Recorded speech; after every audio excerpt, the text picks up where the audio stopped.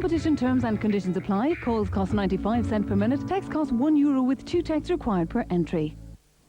Now, with the recession looming, consumers are being urged to shop around for the best bargain, but is going abroad to buy a car a step too far? Many Irish consumers have imported vehicles and saved thousands of euros, but do the pitfalls outweigh the savings? Well, here to tell us more is Brian Cook from the Society of the Irish Motoring Industry and Shane Teskey from Motorcheck.ie. Good morning to you both, gentlemen. Good morning. Shane, you're pro, Brian, you're con, so let's hear the bonuses. What can you save money and what are the upsides of going, well, importing from abroad? Well, historically, Sinead, it's always been about price and specification when you're looking at buying a car from the UK. Price has changed a lot recently with the new VRT introduction as of the 1st of June.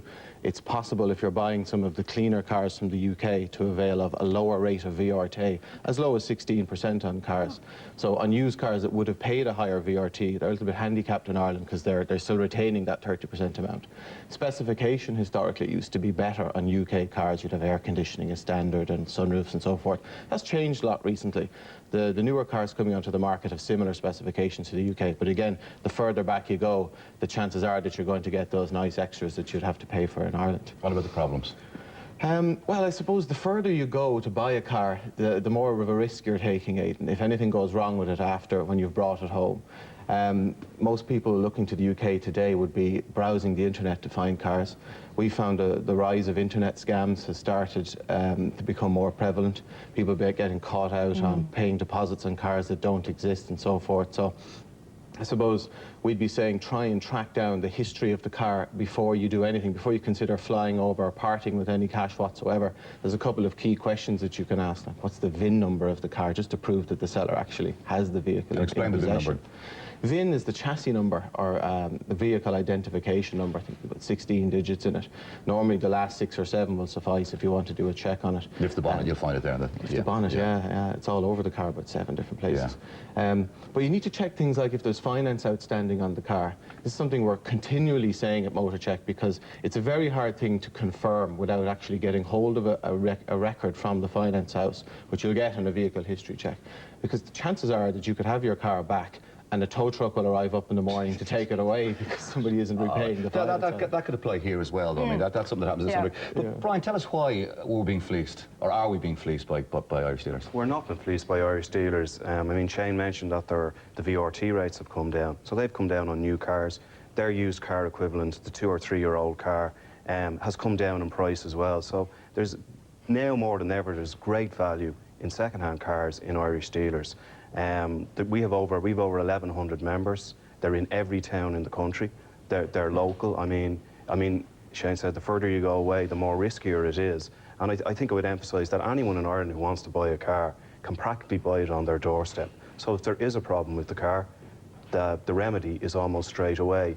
I mean, typically if you buy a used car off an SIMI dealer, particularly a 2 or 3 year old, you get some dealer warranty. Now you can get them in the UK, but if something goes wrong, you're not going to go back over to the UK. But does the EU not insist that if I buy a Mercedes in London and France or wherever that I can get it, the local dealer will do it? That's the manufacturer's warranty, which typically will be for the first 2 years of a car's life. But in the second-hand car, if you're getting a warranty, it's more than likely the retailer's warranty.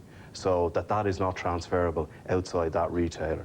So, I mean, it is much easier not only to get the warranty, but it's easier to deal with the problems in warranty if you buy the car locally.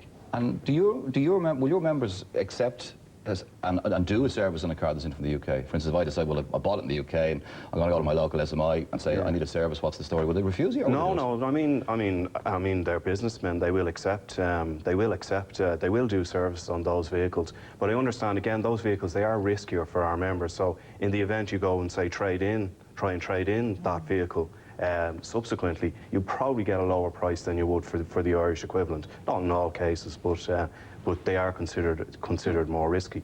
And when I come to mention of trade-ins, if you want to go to the UK, your trade-in is useless. They don't want your trade-in.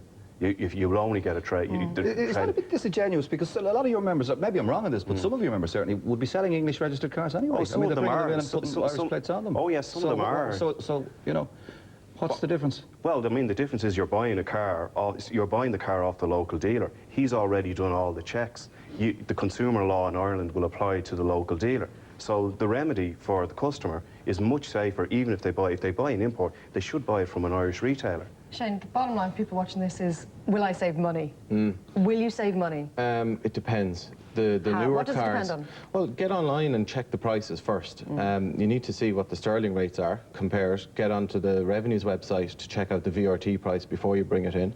And then compare your figures. I mean, if you can fly over on a Ryanair flight to a place in London, buy your car, drive it straight back onto a ferry, it's a very good chance that you're going to save money. For a lot of people, they don't have that time, that disposable time to go and get it and take the risk. Brian makes a good point about the trade-ins. Of course, you're not going to bring a trade-in to the UK. But we've got a serious problem with dealers not accepting trade-ins in Ireland as well. Too much stock on the floor. You can see it as you drive in a lot of garages. But the other side of that as well is, if you have a good relationship with your dealer and you have a problem, you leave your car for service, they give you a car for the couple of days. If you break down, you can give them a call. They're interested. They look after you if they're a good garage.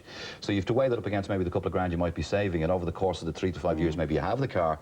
Maybe it balances out. Absolutely. Yeah, it might do over the lifetime of the car, I suppose, yeah. You can't underestimate the loyalty of your local dealer. If you've bought a car locally and you've broken down on a wet Sunday morning and you need to get out of it in a hurry, you're not going to get that from the UK. I guess people still feel like they're being ripped off here, so they think they're going to get it cheaper if they go abroad. They are so being there is ripped that off here. perception. They are being ripped off by we the go. government. It's not by the dealers. I mean, look at the VRT, which is a joke tax in itself. I mean, you guys have so much to put up with in that industry. Beggars beliefs at times. Anyway. So go local, we're still saying. Absolutely, and get a history check on any car before you think The most about important thing you buying do, it. get the history check. And make sure it exists. I've heard about those website scams where cars don't exist and people are putting deposits down for them. If you buy a car from an Irish SIMI dealer, they have a system called Car History Check, and they can check vehicles whether they're Irish or whether they're UK vehicles. All right. We'll leave it there. Listen, gentlemen, thank you very much guys. for coming in. And speaking of old bangers, Paddy Mulligan will be here shortly. Liverpool and Arsenal both looked average this week, going into the start of the Premier League. We'll be looking at all the action this weekend with Paddy in a few minutes' time.